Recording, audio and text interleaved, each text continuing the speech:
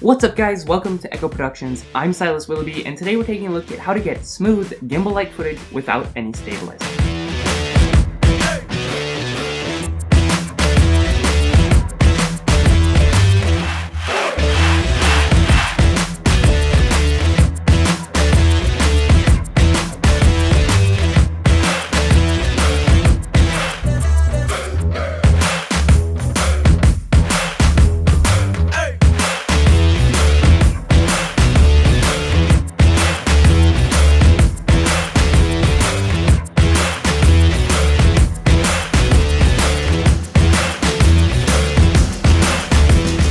Okay, so first up, I want to take a look at the camera settings. Now, I'm using the Panasonic G7, so I have no internal stabilization, and I'm using prime lenses without any stabilization.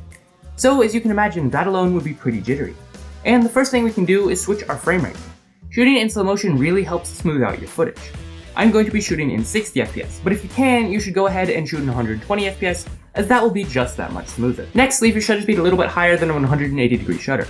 I'm going to leave mine at about 400 at 60 FPS. This will give us more detail to work with later. Next up is something I'm sure you haven't heard before, but if you want your footage to be as smooth as possible, you need to work out. Seriously, not only will working out make you better looking and healthier, but it'll give you way more control over the camera, or whatever it is you're holding. In this case, it's the camera, and it will allow you to keep it a lot steadier. Next up, and this ties in well with my previous point, is the way you walk. You need to walk very smoothly. This basically means you need to push your hips back, and then instead of only pushing with your legs, you're going to basically pull yourself forward with your front leg while rolling forward to your toes from your heel. You might look a bit stupid, but it really helps get rid of that jitter you normally get from walking around with your camera. But if you don't need a longer movement, you can get nice smooth slider type shots like this. For slider shots, you're basically doing side lunges. For those of you who aren't into exercise terms, you're basically transferring your weight from one leg to the other while squatting and leaning to the side. This helps you get a very smooth, level camera movement. If you're going forwards or backwards, you're basically doing the exact same thing, just, forwards or backwards. Now, while doing all of these techniques will help you, you're still going to need to stabilize your footage a bit in post.